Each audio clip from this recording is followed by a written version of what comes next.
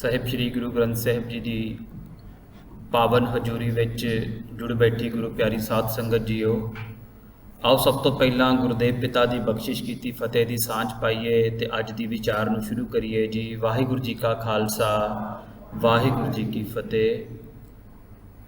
ਤਕਰੀਬਨ 4 ਹਫ਼ਤੇ ਪਹਿਲਾਂ ਸਿਮਰਨ ਦੇ ਉੱਪਰ ਜਿਹੜਾ ਪਹਿਲਾ ਸਾਡਾ ਵਿਚਾਰ ਹੋਇਆ ਸੀ ਸਾਧ ਸੰਗਤ ਜੀ, ਉਸੇ ਟੌਪਿਕ ਦੇ ਬਾਰੇ ਅੱਜ ਦੂਜੀ ਜਿਹੜੀ ਵਿਚਾਰਿਆ ਹੋਏਗੀ।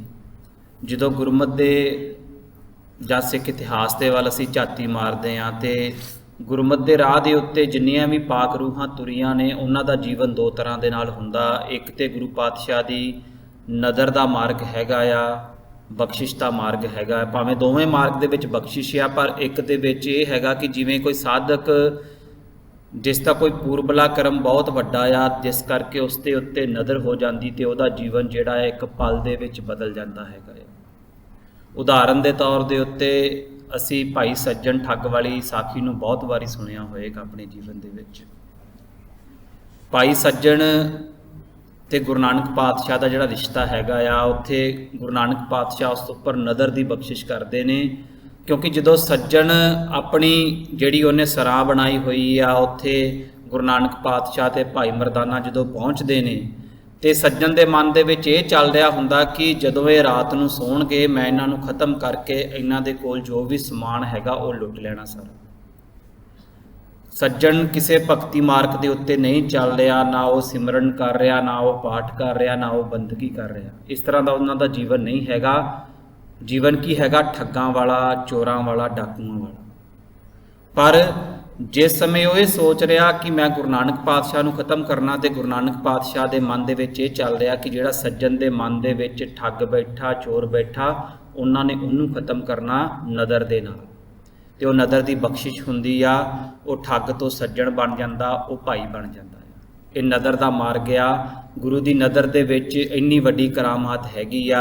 ਦੂਜੀ ਉਦਾਹਰਣ ਮਿਲਦੀ ਆ ਸਾਨੂੰ ਬਾਬਾ ਬੰਦਾ ਸਿੰਘ ਬਹਾਦਰ ਦੇ ਜੀਵਨ ਦੀ। ਬਹੁਤ ਉਦਾਹਰਨਾਂ ਨੇ, ਪਰ ਉਹਨਾਂ ਦੇ ਵਿੱਚੋਂ ਬਾਬਾ ਬੰਦਾ ਸਿੰਘ ਬਹਾਦਰ ਦਾ ਜੇ ਪਿਛਲਾ ਜੀਵਨ ਵੇਖੀਏ, ਜਦੋਂ ਗੁਰੂ ਗੋਬਿੰਦ ਸਿੰਘ ਪਾਤਸ਼ਾਹ ਨੂੰ ਉਹ ਨਹੀਂ ਮਿਲਦੇ ਤੇ ਉਹ ਇੱਕ ਬੈਰਾਗੀ ਵੀ ਨੇ, ਤਾਂਤਰਿਕ ਵੀ ਨੇ, ਜਿਹੜੇ ਰਿੱਧੀਆਂ ਸਿੱਧੀਆਂ ਦੇ ਵਿੱਚ ਵਿਸ਼ਵਾਸ ਰੱਖਦੇ ਨੇ, ਕਾਲੇ ਜਾਦੂ ਦੇ ਵਿੱਚ ਵਿਸ਼ਵਾਸ ਰੱਖਦੇ ਨੇ। ਪਰ ਜਦੋਂ ਗੁਰੂ ਦੀ ਨਦਰ ਹੁੰਦੀ ਆ ਤੇ ਉਹਨਾਂ ਦਾ ਜੀਵਨ ਇੱਕਦਮ ਜਿਹੜਾ ਆ ਉਹ ਬਦਲ ਜਾਂਦਾ ਸਾਧ ਸੰਗਤ ਜੀ। ਹੁਣ ਗੁਰੂ ਘਰ ਦੇ ਵਿੱਚ, ਸਿੱਖੀ ਦੇ ਵਿੱਚ ਨਦਰ ਦੀ ਬਹੁਤ ਵੱਡੀ ਜਿਹੜੀ ਆ ਉਹ ਥਾਂ ਹੈਗੀ ਆ। ਤੇ ਦੂਜੇ ਪਾਸੇ ਹੈਗਾ ਸਹਿਜ ਮਾਰਗ, ਜਿਸ ਮਾਰਗ ਦੇ ਉੱਪਰ ਜ਼ਿਆਦਾ ਸਾਧਕ, ਜ਼ਿਆਦਾ ਸਿੱਖ ਵੀਰ ਭੈਣਾਂ ਚੱਲਦੇ ਆ। ਅਸੀਂ ਸਾਰੇ ਇਸ ਮਾਰਗ ਦੇ ਪਾਂਧੀ ਹੈਗਾ ਆ, ਜਿਸ ਦੇ ਵਿੱਚ ਚੱਲਦਿਆਂ ਹੋਇਆਂ ਸਾਨੂੰ ਆਪਣੀ ਸੁਰਤ, ਮਤ, ਮਨ, ਬੁੱਧੀ ਨੂੰ ਘੜਨਾ ਪੈਂਦਾ ਹੈਗਾ। ਜਿੱਥੇ ਚੱਲਦਿਆਂ ਹੋਇਆਂ ਸਾਨੂੰ ਆਪਣੇ ਅੰਦਰ ਨੂੰ ਸਵਾਰਨਾ ਪੈਣਾ ਆ। ਤੇ ਇਸ ਮਾਰਗ ਤੇ ਚੱਲਦਿਆਂ ਹੋਇਆਂ ਗੁਰੂ ਪਾਤਸ਼ਾਹ ਹੁਕਮ ਕਰਦੇ ਨੇ ਕਿ ਕਾਲੇ ਨਹੀਂ ਪੈਣਾ, ਧੀਰਜ ਰੱਖ ਕੇ ਚੱਲਣਾ। ਜਤ ਪਹਾਰਾ ਧੀਰਜ ਸੁਨਿਆਰ, ਕਿ ਬਿਲਕੁਲ ਕਾਲੇ ਨਾ ਪਇਓ, ਨਾ ਕਾਲੇ ਪੈਣਾ ਤੇ ਨਾ ਅਵੇਸਲੇ ਹੋਣਾ। ਦੋਨੋਂ ਚੀਜ਼ਾਂ ਹੈਗੀਆਂ ਨੇ। ਨਾ ਆਲਸ ਸਾਡੇ ਵਿੱਚ ਆਉਣਾ ਚਾਹੀਦਾ ਤੇ ਨਾ ਹੀ ਅਸੀਂ ਕਾਲੇ ਪੈਣੇ ਹੈਗੇ। ਦੋਨਾਂ ਚੀਜ਼ਾਂ ਨੂੰ ਨਾਲ ਲੈ ਕੇ ਅਸੀਂ ਤੁਰਨਾ ਹੈਗਾ ਸਾਧ ਸੰਗਤ ਜੀ। ਤੇ ਉਹ ਸਹਿਜ ਮਾਰਗ ਦੇ ਉੱਪਰ ਚੱਲਦਿਆਂ ਹੋਇਆਂ ਜਿੱਥੇ ਅਸੀਂ ਆਪਣੀ ਸੁਰਤ ਨੂੰ, ਮਤ ਨੂੰ, ਮਨ ਨੂੰ, ਬੁੱਧੀ ਨੂੰ ਘੜਨਾ ਆ, ਤੇ ਉਸ ਨੂੰ ਘੜਨ ਦੇ ਲਈ ਜੋ ਗੁਰੂ ਪਾਤਸ਼ਾਹ ਨੇ ਸਾਨੂੰ ਰਸਤੇ ਦਿੱਤੇ, ਜੋ ਦਾਤਾਂ ਸਾਡੀ ਝੋਲੀ ਦੇ ਵਿੱਚ ਪਾਈਆਂ, ਜਿਨ੍ਹਾਂ ਦੇ ਵਿੱਚ ਸਾਧ ਸੰਗਤ ਆ, ਗੁਰਬਾਣੀ ਵਿਚਾਰ ਆ, ਗੁਰਬਾਣੀ ਦਾ ਪੜ੍ਹਨਾ ਹੈਗਾ ਆ, ਸਿਮਰਨ ਵੀ ਉਹਨਾਂ ਦਾਤਾਂ ਵਿੱਚੋਂ ਇੱਕ ਬਹੁਤ ਵੱਡੀ ਦਾਤ ਹੈਗੀ ਹੈ। ਕਿਉਂਕਿ ਅਸੀਂ ਆਪਣੇ ਆਪ ਨੂੰ ਇਸ ਦਾਤ ਦੇ ਨਾਲ ਸਵਾਰਨਾ ਹੈਗਾ ਆ। ਤੇ ਪਹਿਲੀ ਵਿਚਾਰ ਦੇ ਵਿੱਚ ਵੀ ਤੁਹਾਡੇ ਨਾਲ ਇਹ ਸਾਂਝ ਪਾਈ ਸੀ ਕਿ ਸੁਖਮਨੀ ਸਾਹਿਬ ਦੀ ਪਹਿਲੀ ਅਸ਼ਟਪਦੀ ਜਿਹੜੀ ਹੈਗੀ ਆ ਨਾ ਸਾਧ ਸੰਗਤ ਜੀ, ਉਹਨੂੰ ਧਿਆਨ ਨਾਲ ਵਾਚੀਏ ਜੇ ਆਪਾਂ। ਤੇ ਉਹਦੇ ਵਿੱਚ ਗੁਰੂ ਪਾਤਸ਼ਾਹ ਸਾਨੂੰ ਪੂਰੀ ਤਰ੍ਹਾਂ ਸਮਝਾ ਦਿੰਦੇ ਨੇ ਕਿ ਸਿਮਰਨ ਦੇ ਨਾਲ ਸਾਡੇ ਮਨ ਦੀ ਮੈਲ ਜਾਂਦੀ ਆ, ਦੁੱਖਾਂ ਕਲੇਸ਼ਾਂ ਦਾ ਸਾਡਾ ਨਾਸ ਹੁੰਦਾ ਆ, ਸਾਡੇ ਵੈਰੀ, ਦੁਸ਼ਮਣ, ਮੀਤ ਜਿਹੜੇ ਹੈਗੇ ਨੇ, ਜਿਨ੍ਹਾਂ ਨੂੰ ਅਸੀਂ ਆਪਣੇ ਮਿੱਤਰ ਸਮਝੀ ਬੈਠੇ ਹਾਂ, ਆਪਣੇ ਵੈਰੀਆਂ ਨੂੰ, ਉਹ ਖਤਮ ਹੋ ਜਾਂਦੇ ਨੇ। ਤੇ ਉੱਥੇ ਨਾਲ ਦੇ ਨਾਲ ਹੀ ਸਾਡੇ ਅੰਦਰ ਦਇਆ, ਭਾਵਨਾ, ਖਿਮਾ, ਗਰੀਬੀ ਜਿਹੜੀ ਹੈਗੀ ਆ, ਇਹ ਸਾਰੀਆਂ ਚੀਜ਼ਾਂ ਦਾ ਵਾਸ ਹੁੰਦਾ ਆ। ਤੇ ਇਸ ਵਾਸ ਦੇ ਨਾਲ ਕਿਹੜਾ ਹੈਗਾ, ਅਸੀਂ ਉਸ ਵਾਹਿਗੁਰੂ ਦੀ ਪਰਮ ਪਿਤਾ ਦੀ ਪ੍ਰਾਪਤੀ ਕਰ ਲੈਂਦੇ ਆ। ਇਸ ਸੁਖਮਨੀ ਸਾਹਿਬ ਦੀ ਪਹਿਲੀ ਅਸ਼ਟਪਦੀ ਨੂੰ ਤੁਸੀਂ ਧਿਆਨ ਦੇ ਨਾਲ ਪੜ੍ਹਨਾ, ਵਿਚਾਰਨਾ ਤੇ ਉਹਨੂੰ ਸਮਝਣਾ ਤੇ ਉਹਦੇ ਅਕੋਰਡਿੰਗ ਜੀਵਨ ਜੀਣ ਦੀ ਕੋਸ਼ਿਸ਼ ਕਰਨੀ ਹੈਗੀ ਹੈ। ਹੁਣ ਜੋ ਕੁਝ ਵੀ ਗੁਰੂ ਪਾਤਸ਼ਾਹ ਉਸ ਅਸ਼ਟਪਦੀ ਦੇ ਵਿੱਚ ਸਮਝਾ ਰਹੇ ਨੇ, ਉਹਨਾਂ ਦੇ ਵਿੱਚੋਂ ਇੱਕ ਵਿਚਾਰ ਜਿਹਦੇ ਬਾਰੇ ਅੱਜ ਥੋੜ੍ਹੀ ਕੁ ਆਪਾਂ ਗੱਲ ਕਰਾਂਗੇ। ਗੁਰੂ ਪਾਤਸ਼ਾਹ ਦਾ ਹੁਕਮ ਆਉਂਦਾ ਜੀ, ਪ੍ਰਭ ਕੈ ਸਿਮਰਨ ਬਿਨਸੈ ਦੂਜਾ। ਸੁਖਮਨੀ ਸਾਹਿਬ ਦੀ ਪਹਿਲੀ ਅਸ਼ਟਪਦੀ ਦੇ ਵਿੱਚ ਇਹ ਗੁਰੂ ਪਾਤਸ਼ਾਹ ਦਾ ਹੁਕਮ ਆ ਕਿ ਤੇਰੇ ਅੰਦਰੋਂ ਜਿਹੜਾ ਦੂਜਾਪਨ ਆ ਨਾ, ਜਦੋਂ ਤੂੰ ਵਾਹਿਗੁਰੂ ਦਾ ਸਿਮਰਨ ਕਰੇਗਾ ਉਹ ਖਤਮ ਹੋ ਜਾਏਗਾ। ਇਹ ਦੂਜਾਪਨ ਹੈ ਕੀ ਸਾਧ ਸੰਗਤ ਜੀ? ਜਿਵੇਂ ਅਸੀਂ ਸੰਸਾਰ ਦੇ ਵਿੱਚ ਵਿਚਰਦਿਆਂ ਹੋਇਆਂ ਹਰ ਚੀਜ਼ ਸਾਨੂੰ ਵੱਖ-ਵੱਖ ਨਜ਼ਰ ਆਉਂਦੀ ਆ, ਕਿਉਂਕਿ ਉਸ ਵਾਹਿਗੁਰੂ ਨੇ ਹਰ ਇੱਕ ਨੂੰ ਵੱਖ-ਵੱਖ ਬਣਾਇਆ ਹੈਗਾ। ਮੇਰੇ ਪ੍ਰਭ ਸਾਚੇ ਇੱਕ ਖੇਲ ਰਚਾਇਆ, ਕੋਈ ਨਾ ਕਿਸ ਹੀ ਜਿਹਾ ਉਪਾਇਆ। ਕਿ ਹਰ ਚੀਜ਼ ਜਿਹੜੀ ਵਾਹਿਗੁਰੂ ਦੀ ਬਣਾਈ ਹੋਈ ਹੈ ਇਸ ਕਾਇਨਾਤ ਦੇ ਵਿੱਚ ਉਹ ਵੱਖ ਆ, ਪਰ ਉਸ ਵੱਖਤਾ ਦੇ ਵਿੱਚ, ਉਸ ਅਨੇਕਤਾ ਦੇ ਵਿੱਚ ਇੱਕ ਚੀਜ਼ ਸਾਂਝੀ ਆ, ਉਹ ਵਾਹਿਗੁਰੂ ਦੀ ਜੋਤ, ਉਹ ਵਾਹਿਗੁਰੂ ਜਿਹੜਾ ਆਪ ਬੈਠਾ ਹੋਇਆ ਆ। ਗੁਰਬਾਣੀ 'ਚ ਅਸੀਂ ਪੜ੍ਹ ਤੇ ਲੈਂਦੇ ਹਾਂ, ਸਭ ਮੈਂ ਜੋਤ ਜੋਤ ਹੈ ਸੋਏ, ਕਿ ਸਾਰਿਆਂ ਦੇ ਅੰਦਰ ਤਿਸਤੇ ਚਾਨਣ ਸਭ ਮੈਂ ਚਾਨਣ ਹੋਏ। ਉਸ ਵਾਹਿਗੁਰੂ ਦੀ ਜੋਤ ਜਿਹੜੀ ਆ ਉਹ ਸਾਰਿਆਂ ਦੇ ਅੰਦਰ ਵਸ ਰਹੀ ਆ, ਪਰ ਅਸੀਂ ਸੰਸਾਰ ਦੇ ਵਿੱਚ ਵਿਚਰਦਿਆਂ ਹੋਇਆਂ ਹਰ ਇੱਕ ਦੇ ਵਿੱਚ ਉਸ ਇੱਕ ਜੋਤ ਦਾ ਜਿਹੜਾ ਵਾਸਾ ਆ ਉਹ ਨਹੀਂ ਦੇਖਦੇ, ਕਿਉਂਕਿ ਸਾਡੇ ਅੰਦਰ ਇਹ ਦੁਬਿਧਾ ਬਣੀ ਹੁੰਦੀ ਆ। ਅਸੀਂ ਆਪਣੇ ਆਪ ਨੂੰ ਵੱਖ ਸਮਝਦੇ ਹਾਂ ਤੇ ਦੂਜੇ ਨੂੰ ਵੱਖ ਸਮਝਦੇ ਹਾਂ। ਅਸੀਂ ਕਦੀ ਇਸ ਚੀਜ਼ ਨੂੰ ਮਹਿਸੂਸ ਨਹੀਂ ਕਰਨ ਦੀ ਕੋਸ਼ਿਸ਼ ਕਰਦੇ ਕਿ ਜਿਹੜਾ ਵਾਹਿਗੁਰੂ ਮੇਰੇ ਅੰਦਰ ਬੈਠਾ ਹੋਇਆ ਆ, ਘਟ ਘਟ ਦੇ ਵਿੱਚ ਵੀ ਉਹ ਵਸਿਆ ਹੋਇਆ, ਘਟ ਘਟ ਮੇ ਹਰ ਜੂ ਬਸੇ। ਤੇ ਗੁਰਬਾਣੀ ਦੇ ਵਿੱਚ ਗੁਰੂ ਪਾਤਸ਼ਾਹ ਨੇ ਇਸ ਤਰ੍ਹਾਂ ਦੀਆਂ ਬਹੁਤ ਸਾਰੀਆਂ ਉਦਾਹਰਨਾਂ ਦੇ ਕੇ ਸਾਨੂੰ ਸਮਝਾਉਣ ਦੀ ਕੋਸ਼ਿਸ਼ ਕੀਤੀ ਹੈਗੀ ਆ। ਉਦਾਹਰਨ ਦੇ ਤੌਰ ਤੇ ਸਾਧ ਸੰਗਤ ਤੁਸੀਂ ਆਹ ਤਸਵੀਰਾਂ ਦੇਖਣੀਆਂ ਕਿ ਇੱਕ ਪਾਸੇ ਮਿੱਟੀ ਦੇ ਭਾਂਡੇ ਬਣੇ ਹੋਏ ਨੇ, ਕੋਈ ਗਲਾਸ ਆ, ਕੋਈ ਜੱਗ ਆ, ਕੋਈ ਮੱਗ ਆ, ਕੋਈ ਸੁਰਾਹੀ ਆ, ਕੋਈ ਪਿਆਲਾ ਆ। ਜਦੋਂ ਅਸੀਂ ਇਹਨਾਂ ਨੂੰ ਦੇਖ ਰਹੇ ਹਾਂ ਸਾਨੂੰ ਵੱਖ-ਵੱਖ ਨਜ਼ਰ ਆ ਰਹੇ, ਪਰ ਇਹਨਾਂ ਦੇ ਵਿੱਚ ਇੱਕ ਚੀਜ਼ ਸਾਂਝੀ ਆ ਕਿ ਇਹ ਸਾਰੇ ਮਿੱਟੀ ਦੇ ਬਣੇ ਹੋਏ ਨੇ। ਉਹ ਆ ਏਕਤਾ ਦਾ ਸਿਧਾਂਤ, ਉਹ ਆ ਉਸ ਰੱਬ ਦੀ ਏਕਤਾ ਨੂੰ ਮਹਿਸੂਸ ਕਰਨਾ ਕਿ ਉਹ ਵਾਹਿਗੁਰੂ ਸਾਨੂੰ ਸਾਰਿਆਂ ਦੇ ਵਿੱਚ ਨਜ਼ਰ ਆ ਰਿਹਾ ਕਿ ਨਹੀਂ ਆ ਰਿਹਾ। ਜਿਵੇਂ ਸੋਨੇ ਦੇ ਗਹਿਣਿਆਂ ਦੇ ਵਿੱਚ ਗਹਿਣੇ ਤੇ ਵੱਖਰੇ ਵੱਖਰੇ ਨਜ਼ਰ ਆਉਂਦੇ ਨੇ, ਪਰ ਬਣੇ ਸਾਰੇ ਗਹਿਣੇ ਤੋਂ ਹੁੰਦੇ ਨੇ। ਸਾਰਿਆਂ ਦੇ ਵਿੱਚ ਸੋਨਾ ਜਿਹੜਾ ਆ ਇੱਕ ਸਾਂਝੀ ਧਾਤ ਹੁੰਦਾ ਆ। ਕੀ ਸਾਨੂੰ ਉਹ ਸਾਂਝੀ ਧਾਤ, ਉਹ ਵਾਹਿਗੁਰੂ ਸਾਰਿਆਂ ਦੇ ਵਿੱਚ ਨਜ਼ਰ ਆਉਂਦਾ ਕਿ ਨਹੀਂ ਆਉਂਦਾ? ਜੇ ਨਹੀਂ ਆਉਂਦਾ ਤੇ ਕਿਉਂ ਨਹੀਂ ਆ ਰਿਹਾ, ਅਸੀਂ ਆਪਣੇ ਆਪ ਨੂੰ ਇਹ ਸਵਾਲ ਕਰਨਾ ਹੈਗਾ ਆ। ਹੁਣ ਇਸ ਦੇ ਪਰਥਾਏ ਇੱਕ ਜੀਵਨ ਦੀ ਬਹੁਤ ਵੱਡੀ ਤੇ ਬਹੁਤ ਸੋਹਣੀ ਘਟਨਾ ਹੈਗੀ। ਪਹਿਲਾਂ ਵੀ ਇੱਕ ਵਾਰ ਇਹਦੇ ਬਾਰੇ ਸਾਂਝ ਪਾਈ ਸੀ ਸਾਧ ਸੰਗਤ ਜੀ। ਇਹ ਘਟਨਾ ਆ ਜੀ ਭਾਈ ਵੀਰ ਸਿੰਘ ਦੇ ਜੀਵਨ ਦੀ ਤੇ ਡਾਕਟਰ ਜਸਵੰਤ ਸਿੰਘ ਨੇਕੀ ਦੇ ਜੀਵਨ ਦੇ ਵਿੱਚੋਂ। ਡਾਕਟਰ ਜਸਵੰਤ ਸਿੰਘ ਨੇਕੀ ਜਿਹੜੇ ਸੀ ਉਹ ਮੈਡੀਕਲ ਡਾਕਟਰ ਨੇ, ਸਕੈਟਰਿਸਟ ਨੇ ਵਰਲਡ ਦੇ ਬਹੁਤ ਵੱਡੇ, ਤੇ ਜਿਨ੍ਹਾਂ ਨੇ ਸਿੱਖ ਸਾਹਿਤ ਦੇ ਲਈ ਬੜੀਆਂ ਅੱਛੀਆਂ ਕਿਤਾਬਾਂ ਵੀ ਲਿਖੀਆਂ, ਕਵੀ ਵੀ ਸਨ, ਬੜੀ ਵੱਡੀ ਬਖਸ਼ਿਸ਼ ਸੀ। ਤੇ ਭਾਈ ਵੀਰ ਸਿੰਘ ਵੀ ਅਸੀਂ ਸਾਰੇ ਉਹਨਾਂ ਬਾਰੇ ਜਾਣਦੇ ਹੈਗੇ ਕਿ ਸਿੱਖੀ ਦੇ ਵਿੱਚ ਉਹਨਾਂ ਦਾ ਬਹੁਤ ਵੱਡਾ ਯੋਗਦਾਨ ਹੈਗਾ। ਉਹਨਾਂ ਨੇ ਬਹੁਤ ਸਾਰਾ ਜਿਹੜਾ ਸਿੱਖ ਸਾਹਿਤ ਆ, ਸਿੱਖ ਪੰਥ ਦੀ ਝੋਲੀ ਦੇ ਵਿੱਚ ਪਾਇਆ। ਤੇ ਡਾਕਟਰ ਜਸਵੰਤ ਸਿੰਘ ਨੇਕੀ ਜਿਹੜੇ ਸੀ ਉਦੋਂ ਆਪਣੀ MBBS ਦੀ ਸਟੱਡੀ ਕਰਦੇ ਹੁੰਦੇ ਸੀ ਅੰਮ੍ਰਿਤਸਰ ਸਾਹਿਬ ਵਿਖੇ। ਤੇ ਕਹਿੰਦੇ ਇੱਕ ਦਫਾ ਸਾਡੇ ਮਨ ਦੇ ਵਿੱਚ ਆਇਆ ਕਿ ਅੱਜ ਅਸੀਂ ਭਾਈ ਵੀਰ ਸਿੰਘ ਦੇ ਜਿਹੜਾ ਘਰ ਆ ਨਾ ਉੱਥੇ ਉਹਨਾਂ ਨੂੰ ਮਿਲ ਕੇ ਆਉਣਾ ਹੈਗਾ। ਸਾਧ ਸੰਗਤ ਜਿਹੜੇ ਅੰਮ੍ਰਿਤਸਰ ਬਾਰੇ ਜਾਣਦੇ ਹੋਣਗੇ ਉਹਨਾਂ ਨੂੰ ਪਤਾ ਕਿ ਉੱਥੇ ਇੱਕ ਰੋਡ ਆ ਜੀ ਜਿਹਨੂੰ ਲਾਰੈਂਸ ਰੋਡ ਕਹਿੰਦੇ ਨੇ। ਉਸ ਲਾਰੈਂਸ ਰੋਡ ਦਾ ਜਿਹੜਾ ਓਫੀਸ਼ੀਅਲ ਨਾਮ ਹੈਗਾ ਉਹ ਭਾਈ ਵੀਰ ਸਿੰਘ ਮਾਰਗ ਹੈਗਾ, ਕਿਉਂਕਿ ਭਾਈ ਵੀਰ ਸਿੰਘ ਜੀ ਦਾ ਜਿਹੜਾ ਘਰ ਆ ਉਸ ਰੋਡ ਦੇ ਉੱਤੇ ਹੈਗਾ ਆ। ਤੇ ਉਸ ਰੋਡ ਦਾ ਜਿਹੜਾ ਨਾਮ ਆ ਉਹ ਭਾਈ ਵੀਰ ਸਿੰਘ ਮਾਰਗ ਹੈਗਾ। ਤੇ ਭਾਈ ਵੀਰ ਸਿੰਘ ਦੇ ਘਰੇ ਜਦੋਂ ਪਹੁੰਚਦੇ ਨੇ ਤੇ ਭਾਈ ਵੀਰ ਸਿੰਘ ਜੀ ਉਸ ਸਮੇਂ ਆਪਣੇ ਬਗੀਚੇ ਦੇ ਵਿੱਚ ਟਹਿਲ ਰਹੇ ਸੀ ਤੇ ਬੜੀ ਮਸਤੀ ਦੇ ਵਿੱਚ ਨੇ, ਬੜੀ ਮੌਜ ਦੇ ਵਿੱਚ ਨੇ। ਡਾਕਟਰ ਜਸਵੰਤ ਸਿੰਘ ਨੇਕੀ ਤੇ ਉਹਨਾਂ ਦੇ ਇੱਕ ਦੋਸਤ ਜਿਨ੍ਹਾਂ ਦਾ ਨਾਮ ਡਾਕਟਰ ਸੇਵਾ ਸਿੰਘ ਸੀ, ਦੋਵੇਂ ਜਾ ਕੇ ਉਹ ਬਗੀਚੇ ਦੇ ਵਿੱਚ ਖਲੋ ਜਾਂਦੇ ਨੇ। ਉਹ ਬੁਲਾਉਂਦੇ ਨਹੀਂ ਪਹਿਲਾਂ ਜਾ ਕੇ। ਤੇ ਇੰਨੇ ਸਮੇਂ ਨੂੰ ਕੀ ਹੁੰਦਾ ਕਿ ਤਿਤਲੀ ਆਉਂਦੀ ਆ, ਆਉਂਦੀ ਉਹ ਉੱਡਦੀ ਆ ਕੇ ਇੱਕ ਫੁੱਲ ਤੇ ਬੈਠਦੀ ਆ। ਕੁਝ ਸਮਾਂ ਬੈਠਦੀ ਆ ਤੇ ਉੱਡ ਜਾਂਦੀ ਆ। ਕੁਝ ਸਮਾਂ ਬਾਅਦ ਭਾਈ ਵੀਰ ਸਿੰਘ ਪੁੱਛਦੇ ਨੇ ਡਾਕਟਰ ਸੇਵਾ ਸਿੰਘ ਤੇ ਨੇਕੀ ਜੀ ਨੂੰ ਕਿ ਤੁਸੀਂ ਕੀ ਦੇਖਿਆ? ਤੇ ਡਾਕਟਰ ਸੇਵਾ ਸਿੰਘ ਕਹਿੰਦੇ ਜੀ ਮੈਂ ਦੇਖਿਆ ਇੱਕ ਤਿਤਲੀ ਆਈ ਆ, ਫੁੱਲ ਤੇ ਬੈਠੀ ਤੇ ਉੱਡ ਗਈ। ਕਹਿੰਦੇ ਇਸ ਤੋਂ ਇਲਾਵਾ ਮੈਨੂੰ ਕੁਝ ਨਜ਼ਰ ਨਹੀਂ ਆਇਆ। ਫਿਰ ਡਾਕਟਰ ਜਸਵੰਤ ਸਿੰਘ ਨੇਕੀ ਨੂੰ ਪੁੱਛਿਆ, ਕਹਿੰਦੇ ਤੁਸੀਂ ਕੀ ਦੇਖਿਆ? ਕਹਿੰਦੇ ਮੈਂ ਦੇਖਿਆ ਜੀ ਇੱਕ ਸੁੰਦਰਤਾ ਨੇ ਦੂਜੀ ਸੁੰਦਰਤਾ ਨੂੰ ਸਪਰਸ਼ ਕੀਤਾ ਤੇ ਬਾਅਦ ਵਿੱਚ ਉੱਡ ਗਈ। ਕਹਿੰਦੇ ਤੁਹਾਡੇ ਵਿਚਾਰ ਤੇ ਬਹੁਤ ਸੋਹਣੇ ਨੇ, ਪਰ ਵਿਚਾਰਾਂ ਦੇ ਵਿੱਚ ਡੁਐਲਿਟੀ ਹੈ, ਦਵੰਦ ਆ। ਉਹ ਕਹਿੰਦੇ ਦਵੰਦ ਕੀ ਆ? ਕਹਿੰਦੇ ਤੁਹਾਡੇ ਲਈ ਤਿਤਲੀ ਵੱਖਰੀ ਆ, ਫੁੱਲ ਵੱਖਰਾ ਆ, ਰਸ ਵੱਖਰਾ ਆ। ਤੇ ਫਿਰ ਉਹਨਾਂ ਨੇ ਸਵਾਲ ਕੀਤਾ ਭਾਈ ਵੀਰ ਸਿੰਘ ਨੂੰ, ਕਹਿੰਦੇ ਤੁਸੀਂ ਕੀ ਦੇਖਿਆ? ਤੇ ਭਾਈ ਵੀਰ ਸਿੰਘ ਨੇ ਅੱਗੋਂ ਜਵਾਬ ਦਿੱਤਾ, ਆਪੇ ਰਸੀਆ ਆਪ ਰਸ, ਆਪੇ ਰਾਵਣ ਹਾਰ। कि वो वाहिगुरू जिहड़ा हैगा आ वो आप ही रसिया, आप ही फोलिया, आप ही तितली आ। साध संगत जी, ये वाहिगुरू की एकता का सिद्धांत हैगा आ, जिहड़ा सिमरन दे नाल साडे अंदर जिहड़ा द्वंद बनिया होया आ, डुअलिटी बनी हुई आ, प्रभ कै सिमरन बिनसे दूजा, ये जिहड़ा दूजा भाव हैगा ये खत्म हो जाता आ। ये सिमरन दे विच इन्नी वड्डी जिहड़ी आ वो बरकत हैगी आ। तो हुण सिੱਖੀ ਦੇ ਵਿੱਚ ਜਦੋਂ ਅਸੀਂ सिमरन की गल करते हैं कि सिमरन करना किहदा हैगा, ये सारिਆਂ ਨੂੰ बड़ी चंगी तरह स्पष्ट हैगा कि गुरु पातशाह कहते हैं कि सिर्फ तो सिर्फ वाहिगुरू का सिमरन करना हैगा। पर जिथे सिख ने उस वाहिगुरू का सिमरन करना, उहदे पिछे कारण की हैगा आ, क्योंकि जिस तो असी विछड़े हाँ जां जिहदे करके असी धरती ते बैठे हैगे हाँ, असी उहनूं अपने जीवन दे विच मिलना हैगा, उसकी प्राप्ति करनी हैगी है।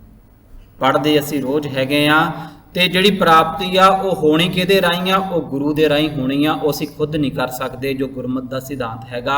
इस करके गुरबाणी दे विच जिथे गुरु पातशाह कुछ अकाल पुरख की सिमरन की गल करते हैं, उत्थे एक सिख नूं जिहड़ा हैगा वो अपने गुरु पातशाह के सिमरन नूं भी अपने ध्यान दे विच रखना पैंदा।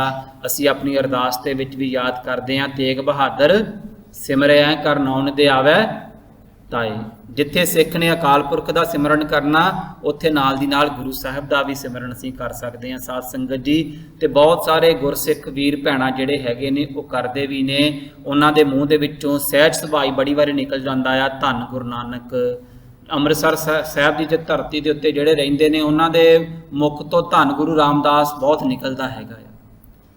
सो सिख जिते अकाल पुरख दे विच शरधा आस्था रखदा आ, उत्थे अपने गुरु पातशाह का जिहड़ा सिमरन करन दा हुक्म आ, वो भी सानू साडे सिੱਖੀ सिद्धांतां दे विच हैगा आ।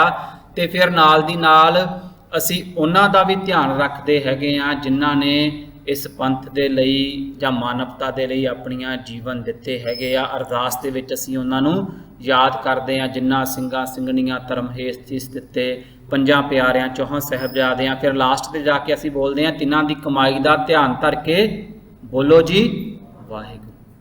असी ध्यान उन्हां शहीदां दा भी धरना हैगा, गुरु पातशाह का भी धरना, ते वाहिगुरू का भी धरना हैगा। साध संगत जी, गुरबाणी नूं पढ़दे आ, हुण जदों सानू लगदा कि सिमरन करन दे लई ना सानू बड़े एफर्ट्स की लोड़ हैगी आ, पर जदों गुरबाणी दे नाल प्यार हो जांदा आ, वाहिगुरू दे नाल प्रीत पै जांदी आ, ये सहज सुभाਅ साडे अंदर चल पैंदा हैगा। फिर सानू कोई इस तरह नहीं लगता कि सानू कोई खेचल पाउणी पै रही हैगी आ, क्योंकि जदों अंदरों वाहिगुरू दे नाल प्रीत प्यार जुड़ जांदा आ, साडी प्रीत पै जांदी आ, ते वाहिगुरू दा सिमरन भी साडे अंदर सहज सुभाਅ चलना एक सुभाविक जिहा वरतारा हैगा आ। तुसीं आ दोनों पंक्तियां नूं सज्जे ते खब्बे पासे जिहड़ियां हैगीआं इन्हां नूं पढ़ के देखो, इन्हां दे विचों जिहड़ा फल आ गुरबाणी दे अकॉर्डिंग वो इक्को ही मिल रहा आ। गुरु पातशाह हुक्म कर रहे हैं, प्रभ की प्रीत सदा सुख होए, ते दूसरे पासे आ प्रभ को सिमरे से सुख वासी। भावें वाहिगुरू नाल प्रीत पा लीए, भावें सिमरन पा लीए, सिमरन करिए साध संगत जी, ये दोवें एक रूप हो जाते हैं। तो जदों प्यार हो जाता आ, फिर साधक ये नहीं देखता कि किस समय सिमरन करना आ, उस सिमरन करन नूं समा किहड़ा चाहीदा हैगा आ, वो रात आ दिन आ, क्योंकि प्यारे दी याद साडे मन दे विच बनी हुई आ। ते इन्हां प्यारिਆਂ ने जिन्हां ने सिमरन किया, साध संगत जिन्हां ने उस गुरु दे प्यार दे विच अपणियां जानां निछावर कीतियां, असीं सिख इतिहास दे विच उन्हां नूं प्यारिਆਂ दे नाल याद करते हैं। जदों गुरु कलगीधर पातशाह ने अमृत की दात बख्शी सी 5 सिखां नूं, ते उन्हां नूं एक खिताब दिता सी, वो खिताब आ 5 प्यारिਆਂ दा, क्योंकि इन्हां दे अंदर गुरु की प्रीत वसी हुई आ। उन्हां दे अंदर गुरु का जिहड़ा प्यार सी वो ठाठा मार रहा सी, उन्हां ने कोई किंतु परंतु नहीं सी कीता उस समय। ते प्रीत ते सिमरन जिहड़ा हैगा ये एक हो जाते ने। अगों फिर गुरु पातशाह का हुक्म है जी, प्रभ की प्रीत दुख लगे ना कोई, प्रभ कै सिमरन दुख ना संतापे। हुण भावें सिमरन कर लीए, भावें प्रीत कर लीए, साध संगत ये दोवें एक रूप हो जाणगे। फिर साडे अंदर जदों इन्हां दा प्यार पैदा हो जाएगा, पर प्यार पैदा करना ये साडा फर्ज हैगा। फिर साडे जीवन के प्रश्न भी बदल जाणगे। माफ़ करना, अज बहुते सारे जिहड़े साडे प्रश्न हुंदे ना, उहदे तो सानूं पता चल जांदा कि साडा हजे जिहड़ा धार्मिक तौर पर जीवन है वो कित्थे क खड़ा हैगा। क्योंकि ज़्यादातर असी हजे जिहड़े बड़े साडे बेसिक जे क्वेश्चनस हुंदे आ, असी उन्हां दे विच ही फसे बैठे हैगे। ਸਾਡੇ ਅੰਦਰ ਜਿਹੜੀ ਰੱਬ ਦੀ ਜਗਿਆਸਾ ਵਾਲੇ, ਰੱਬ ਦੀ ਪ੍ਰੀਤ ਵਾਲੇ ਪ੍ਰਸ਼ਨ ਜਿਹੜੇ ਨੇ ਉਹ ਬਹੁਤ ਘੱਟ ਨੇ। ਤੇ ਅੱਗੇ ਗੁਰੂ ਪਾਤਸ਼ਾਹ ਦਾ ਹੁਕਮ ਹੈ, ਪ੍ਰਭ ਕੀ ਪ੍ਰੀਤ ਹਉਮੈ ਮਲ ਹੋਏ, ਪ੍ਰਭ ਕੈ ਸਿਮਰਨ ਮਨ ਕੀ ਮਲ ਜਾਏ। ਭਾਵੇਂ ਪ੍ਰੀਤ ਹੋਏ ਭਾਵੇਂ ਸਿਮਰਨ ਹੋਏ, ਦੋਵਾਂ ਨੇ ਜਿਹੜਾ ਕਾਰਜ ਕਰਨਾ ਸਾਧ ਸੰਗਤ ਉਹ ਇੱਕੋ ਕਰਨਾ ਹੈਗਾ। ਹੁਣ ਗੁਰੂ ਤੇ ਸਿੱਖ ਦੀ ਪ੍ਰੀਤ ਕਿਸ ਤਰ੍ਹਾਂ ਦੀ ਹੁੰਦੀ ਆ, ਉਸ ਨੂੰ ਜਾਣਨ ਦੇ ਲਈ ਭਾਈ ਮਰਦਾਨੇ ਤੇ ਗੁਰੂ ਨਾਨਕ ਪਾਤਸ਼ਾਹ ਦੀ ਇੱਕ ਸਾਖੀ ਹੈ ਜੀ ਸਾਧ ਸੰਗਤ, ਜਿਹੜੀ ਬਹੁਤ ਪਿਆਰੀ ਆ। ਸਭ ਤੋਂ ਪਹਿਲਾਂ ਸਾਖੀਕਾਰ ਨੇ ਇਸ ਸਾਖੀ ਨੂੰ ਲਿਖਿਆ, ਫਿਰ ਭਾਈ ਵੀਰ ਸਿੰਘ ਦੇ ਬ੍ਰਦਰ ਸੀ ਡਾਕਟਰ ਬਲਬੀਰ ਸਿੰਘ ਜੀ, ਉਹਨਾਂ ਨੇ ਇਸ ਦੇ ਬਾਰੇ ਬੜੀ ਸੋਹਣੀ ਵਿਚਾਰ ਕੀਤੀ। ਤੇ ਮੌਜੂਦਾ ਸਮੇਂ ਦੇ ਵਿੱਚ ਇੱਕ ਸਿੱਖ ਪੰਥ ਦੇ ਵਿਦਵਾਨ ਨੇ ਡਾਕਟਰ ਹਰਪਾਲ ਸਿੰਘ ਪੰਨੂ, ਉਹਨਾਂ ਨੇ ਵੀ ਇਸ ਸਾਖੀ ਦਾ ਜ਼ਿਕਰ ਜਿਹੜਾ ਹੈਗਾ ਆਪਣੀ ਕਿਤਾਬ ਦੇ ਵਿੱਚ ਕੀਤਾ ਹੈਗਾ। ਤੇ ਸਾਖੀ ਆ ਜੀ ਗੁਰੂ ਨਾਨਕ ਪਾਤਸ਼ਾਹ ਤੇ ਭਾਈ ਮਰਦਾਨੇ ਦਾ ਜਿਹੜਾ ਅੰਤਿਮ ਸਮਾਂ ਹੁੰਦਾ ਉਸ ਦੀ, ਜਦੋਂ ਗੁਰੂ ਨਾਨਕ ਪਾਤਸ਼ਾਹ ਆਪਣੀ ਤੀਸਰੀ ਉਦਾਸੀ ਤੋਂ ਵਾਪਸ ਆ ਰਹੇ ਹੁੰਦੇ ਨੇ ਤੇ ਅਫਗਾਨਿਸਤਾਨ ਦੇ ਕੋਲ ਜਦੋਂ ਪਹੁੰਚਦੇ ਨੇ ਤੇ ਭਾਈ ਮਰਦਾਨਾ ਜੀ ਦਾ ਜਿਹੜਾ ਸਰੀਰ ਆ ਉਹ ਬਿਰਧ ਹੋ ਚੁੱਕਾ ਆ ਤੇ ਉਹਨਾਂ ਨੂੰ ਇੱਕਦਮ ਜਿਹੜਾ ਤੇਜ਼ ਬੁਖਾਰ ਚੜ੍ਹ ਜਾਂਦਾ ਹੈਗਾ। ਗੁਰੂ ਨਾਨਕ ਪਾਤਸ਼ਾਹ ਨੂੰ ਪਤਾ ਚੱਲ ਜਾਂਦਾ ਕਿ ਹੁਣ ਭਾਈ ਜੀ ਦੇ ਜਾਣ ਦਾ ਜਿਹੜਾ ਸਮਾਂ ਆ ਉਹ ਆ ਚੁੱਕਾ ਆ। ਤੇ ਇੱਕ ਦਰਖਤ ਦੇ ਹੇਠਾਂ ਉਹਨਾਂ ਨੂੰ ਆਪਣੀ ਗੋਦੀ ਦੇ ਵਿੱਚ ਲੈ ਕੇ, ਉਹਨਾਂ ਦਾ ਸੀਸ ਆਪਣੀ ਗੋਦੀ 'ਚ ਲੈ ਕੇ ਗੁਰੂ ਨਾਨਕ ਪਾਤਸ਼ਾਹ ਬੈਠ ਜਾਂਦੇ ਨੇ ਤੇ ਪੁੱਛਦੇ ਨੇ, ਕਹਿੰਦੇ ਭਾਈ ਜੀ, ਕਹਿੰਦੇ ਤੁਸੀਂ ਇਸ ਸੰਸਾਰ ਤੋਂ ਹੁਣ ਅਲਵਿਦਾ ਹੋਣ ਵਾਲੇ ਹੋ, ਤੁਹਾਡੇ ਜਾਣ ਤੋਂ ਬਾਅਦ ਤੁਹਾਡੀ ਦੇਹ ਨੂੰ ਦਫਨਾਈਏ ਜਾਂ ਇਹਦਾ ਸੰਸਕਾਰ ਕਰੀਏ।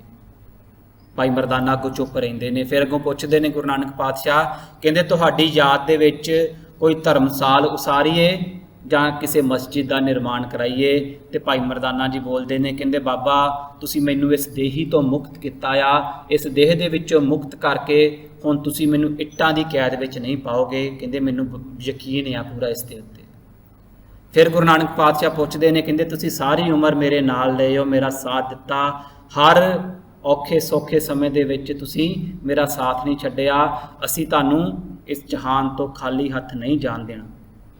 ਤੇ ਭਾਈ ਮਰਦਾਨਾ ਜੀ ਦੇ ਅੱਗੋਂ ਬਚਨ ਸੀ, ਕਹਿੰਦੇ ਬਾਬਾ ਤੁਸੀਂ ਖੁਦਾ ਨੂੰ ਪਾਇਆ ਤੇ ਮੈਂ ਤੁਹਾਨੂੰ ਪਾਇਆ, ਤੁਹਾਡਾ ਕਿਆ ਖੁਦਾ ਮੰਨਦਾ ਤੇ ਮੇਰਾ ਕਿਆ ਤੁਸੀਂ ਮੰਨਦੇ ਹੋ। ਮੈਨੂੰ ਇੱਕ ਬਚਨ ਦਿਓ ਕਿ ਮੇਰੇ ਤੋਂ ਕਦੇ ਜੁਦਾ ਨਹੀਂ ਹੋਣਾ, ਨਾ ਇਸ ਜਹਾਨ ਤੋਂ ਨਾ ਅਗਲੇ ਜਹਾਨ ਤੋਂ। ਸਾਧ ਸੰਗਤ, ਇਹ ਗੁਰੂ ਤੇ ਸਿੱਖ ਦਾ ਪਿਆਰ ਹੈਗਾ। ਇਸ ਲਈ ਅੱਜ ਵੀ ਅਸੀਂ ਜਦੋਂ ਗੁਰੂ ਨਾਨਕ ਪਾਤਸ਼ਾਹ ਦੇ ਅੱਗੇ ਨਤਮਸਤਕ ਹੁੰਦੇ ਆ ਤੇ ਭਾਈ ਮਰਦਾਨਾ ਜੀ ਦਾ ਜਿਹੜਾ ਨਾਮ ਹੈਗਾ ਆ ਉਹ ਸਹਿਜ ਸੁਭਾਅ ਜਾਂਦਾ ਆ। ਇੱਕ ਬਾਬਾ ਅਕਾਲ ਰੂਪ, ਦੂਜਾ ਰਬਾਬੀ ਮਰਦਾਨਾ।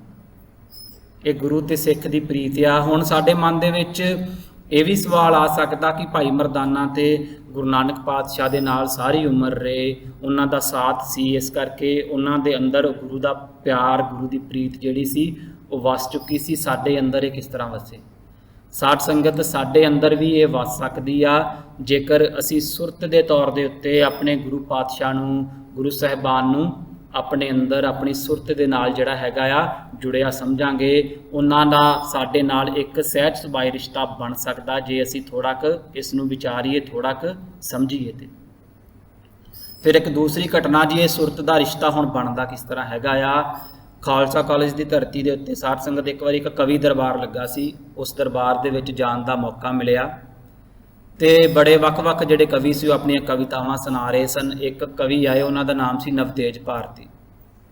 ਉਹਨਾਂ ਨੇ ਆ ਕੇ, ਪਹਿਲਾਂ ਕਦੀ ਉਹਨਾਂ ਦਾ ਨਾਮ ਵੀ ਨਹੀਂ ਸੀ ਸੁਣਿਆ, ਨਾ ਉਹਨਾਂ ਦੀ ਕਦੀ ਕਵਿਤਾ ਸੁਣੀ ਸੀ। ਆ ਕੇ ਜਦੋਂ ਆਪਣੀ ਕਵਿਤਾ ਸ਼ੁਰੂ ਕੀਤੀ ਤੇ ਉਸ ਕਵਿਤਾ ਦੇ ਬੋਲ ਸਨ ਕਿ ਮੈਂ ਆਪਣੇ ਪੈਰਾਂ ਨੂੰ ਮੱਥਾ ਟੇਕਦਾ। ਇਹ ਬੋਲ ਕੇ ਨਾ ਉਹ ਰੁਕ ਜਾਂਦੇ ਨੇ ਥੋੜ੍ਹਾ। ਜਦੋਂ ਇਹ ਲਾਈਨ ਬੋਲੀ ਤੇ ਮਨ ਦੇ ਵਿੱਚ ਨਾ ਇੱਕ ਵਿਚਾਰ ਆਇਆ ਕਿ ਇਹ ਕਿਸ ਤਰ੍ਹਾਂ ਦਾ ਥਾਟ ਹੋਇਆ। ਕਿ ਨਹੀਂ ਤੇ ਉਦਾਹਰਨ ਦੇ ਤੌਰ ਤੇ ਅਸੀਂ ਕੀ ਕਰਦੇ ਹਾਂ ਆਪਣੇ ਜੀਵਨ ਦੇ ਵਿੱਚ, ਵੱਡਿਆਂ ਦੇ ਸਤਿਕਾਰ ਦੇ ਲਈ ਅਸੀਂ ਉਹਨਾਂ ਅੱਗੇ ਉਹਨਾਂ ਨੂੰ ਜਿਹੜਾ ਹੈਗਾ ਮੱਥਾ ਟੇਕਦੇ ਹੈਗੇ। ਸਾਡੀ ਪਰੰਪਰਾ ਦਾ ਇੱਕ ਬਹੁਤ ਵੱਡਾ ਹਿੱਸਾ ਹੈਗਾ ਆ ਕਿ ਹਮੇਸ਼ਾ ਅਸੀਂ ਦੂਸਰੇ ਨੂੰ ਮੱਥਾ ਟੇਕਦੇ ਹਾਂ, ਆਪਣੇ ਆਪ ਨੂੰ ਕਦੀ ਮੱਥਾ ਨਹੀਂ ਟੇਕਦੇ।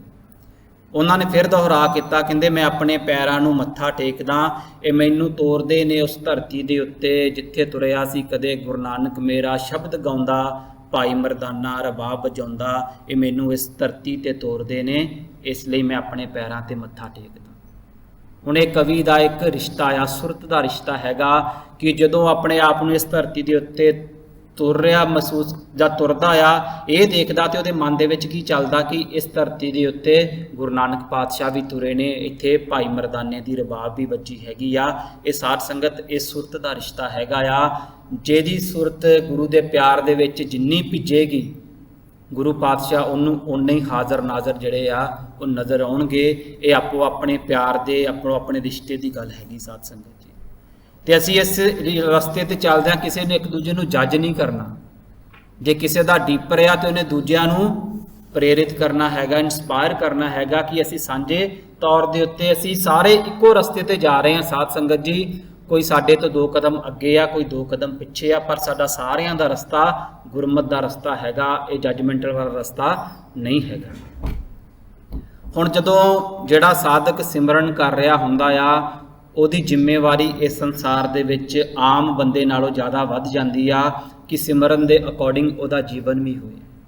ਕਈ ਵਾਰੀ ਇਨਸਾਨ ਮੁੱਖ ਤੋਂ ਵਾਹਿਗੁਰੂ ਰਾਮ ਰਾਮ ਅੱਲਾ ਤੇ ਉਚਾਰ ਰਿਹਾ ਹੁੰਦਾ, ਪਰ ਉਹ ਵਾਹਿਗੁਰੂ ਉਹਦੇ ਜੀਵਨ ਦੇ ਵਿੱਚ ਨਹੀਂ ਹੁੰਦਾ। ਜਿਸ ਕਰਕੇ ਗੁਰਬਾਣੀ ਦੇ ਵਿੱਚ ਵੀ ਬਹੁਤ ਸਾਰੇ ਬਚਨ ਇਸ ਤਰ੍ਹਾਂ ਦੇ ਨੇ ਕਿ ਜਿਹੜੇ ਲੋਕ ਧਰਮੀ ਨੇ, ਗੁਰੂ ਪਾਤਸ਼ਾਹ ਨੇ ਜਾਂ ਭਗਤ ਸਾਹਿਬਾਨ ਨੇ ਉਹਨਾਂ ਬਾਰੇ ਕਹੇ ਨੇ ਕਿ ਤੁਹਾਡੀ ਮੁੱਖ ਦੇ ਉੱਤੇ ਤੇ ਅੱਲਾ ਹੈਗਾ, ਪਰ ਤੁਹਾਡੇ ਕਿਰਦਾਰ ਦੇ ਵਿੱਚ ਅੱਲਾ ਨਹੀਂ ਹੈਗਾ। ਤੁਹਾਡੇ ਮੁੱਖ ਤੇ ਰਾਮ ਆ, ਪਰ ਤੁਹਾਡੇ ਜੀਵਨ ਦੇ ਵਿੱਚ ਰਾਮ ਨਹੀਂ ਹੈਗਾ। ਜੇ ਮਾफ़ ਕਰਨਾ, ਅੱਜ ਗੁਰੂ ਪਾਤਸ਼ਾਹ ਸਾਨੂੰ ਇੱਥੇ ਸਮਝਾਉਣ ਤੇ ਉਹਨਾਂ ਨੇ ਸਾਨੂੰ ਵੀ ਇਹੋ ਗੱਲ ਕਹਿਣੀ ਆ, ਤੁਹਾਡੇ ਮੁੱਖ ਤੇ ਵਾਹਿਗੁਰੂ ਹੈਗਾ, ਤੁਹਾਡੀ ਰਸਨਾ ਦੇ ਉੱਤੇ ਤੇ ਅਕਾਲ ਪੁਰਖ ਹੈਗਾ, ਪਰ ਤੁਹਾਡੇ ਜੀਵਨ ਦੇ ਵਿੱਚ ਤੁਹਾਡੇ ਕਿਰਦਾਰ ਦੇ ਵਿੱਚ ਵਾਹਿਗੁਰੂ ਨਹੀਂ ਹੈਗਾ। ਗੁਰੂ ਜੀ ਦਾ ਬਚਨ ਆ ਜੀ, ਹਰ ਹਰ ਕਰੇ ਨਿਤ ਕਪਟ ਕਮਾਵੇ, ਹਿਰਦਾ ਸੁਧ ਨਾ ਹੋਈ। ਕਿ ਤੂੰ ਮੁੱਖ ਤੋਂ ਭਾਵੇਂ ਹਰ ਹਰ ਕਰੀ ਜਾ, ਪਰ ਤੇਰੇ ਜੇ ਕਰਮ ਵਾਹਿਗੁਰੂ ਵਾਲੇ ਨਹੀਂ ਹੋਣਗੇ, ਤੇਰੇ ਕੰਮਾਂ ਦੇ ਵਿੱਚ ਕਪਟ ਹੈਗਾ ਆ, ਤੇ ਫਿਰ ਤੇਰਾ ਜਿਹੜਾ ਮਨ ਹੈਗਾ ਉਹ ਕਦੇ ਸਾਫ਼ ਨਹੀਂ ਹੋ ਸਕਦਾ। ਸਾਧ ਸੰਗਤ ਇਸ ਚੀਜ਼ ਨੂੰ ਸਮਝਣ ਦੀ ਲੋੜ ਆ ਕਿ ਅਸੀਂ ਜਿਹੜੇ ਗੁਰੂ ਘਰ ਅਸੀਂ ਆ ਰਹੇ ਹਾਂ, ਅੱਜ ਸਾਨੂੰ ਪਤਾ ਕਿ ਗਿਣਤੀ ਬਹੁਤ ਘੱਟ ਗਈ ਆ। ਇਹ ਬੜੇ ਵੱਡੇ ਚੈਲੰਜ ਹੈਗੇ ਨੇ ਕਿ ਸਾਡੇ ਨਵੇਂ ਜਿਹੜੇ ਯੰਗਸਟਰ ਨੇ ਉਹ ਗੁਰੂ ਘਰ ਨਹੀਂ ਆ ਰਹੇ, ਈਵਨ ਕਿ ਬਜ਼ੁਰਗ ਵੀ ਬਹੁਤ ਘੱਟ ਗਏ ਨੇ। ਪਰ ਉਹਦਾ ਕਾਰਨ ਇੱਕ ਇਹ ਵੀ ਹੈਗਾ ਕਿ ਜਿਹੜੇ ਅਸੀਂ ਗੁਰੂ ਘਰ ਆਉਂਦੇ ਆ, ਸਾਡੇ ਜੀਵਨ ਦੇ ਵਿੱਚ ਕੋਈ ਇਸ ਤਰ੍ਹਾਂ ਦੀ ਮਹਿਕ ਹੋਣੀ ਚਾਹੀਦੀ ਆ, ਜਿਸ ਮਹਿਕ ਨੂੰ ਅਗਲਾ ਵੀ ਮਹਿਸੂਸ ਕਰੇ, ਉਹਨੂੰ ਵੀ ਲੱਗੇ ਕਿ ਇਸ ਵੀਰ ਦਾ, ਇਸ ਭੈਣ ਦਾ ਜੀਵਨ ਕਿੰਨਾ ਵਧੀਆ ਹੈਗਾ, ਕਿਉਂਕਿ ਇਹਦੀ ਜਿਹੜੀ ਪ੍ਰੀਤ ਆ ਉਹ ਗੁਰਬਾਣੀ ਦੇ ਨਾਲ ਹੈਗੀ। ਤੇ ਅਸੀਂ ਸਹਿਜ ਸੁਭਾਅ ਜਿਹੜੇ ਹੈਗੇ ਸਾਧ ਸੰਗਤ ਸਾਰੇ ਗੁਰੂ ਘਰ ਦੇ ਪ੍ਰਚਾਰਕ ਬਣ ਜਾਾਂਗੇ, ਜੇ ਸਾਡਾ ਜੀਵਨ ਇੰਨਾ ਉੱਚਾ ਤੇ ਸੁੱਚਾ ਹੋਊਗਾ। ਇਸ ਕਰਕੇ ਜਿੱਥੇ ਅਸੀਂ ਵਾਹਿਗੁਰੂ ਦਾ ਸਿਮਰਨ ਕਰਨਾ ਆ, ਸਿਮਰਨ ਕਰਦਿਆਂ ਸਾਡੇ ਕਰਮਾਂ ਦੇ ਵਿੱਚ ਵੀ ਜਿਹੜਾ ਹੈਗਾ ਆ ਉਹ ਧਰਮ ਹੋਣਾ ਚਾਹੀਦਾ, ਸਿਰਫ ਗੱਲਾਂ ਦੇ ਵਿੱਚ ਨਹੀਂ ਹੋਣਾ ਚਾਹੀਦਾ। ਗੱਲੀ ਅਸੀਂ ਚੰਗੀਆਂ, ਆਚਾਰੀ ਬੁਰੀਆਂ।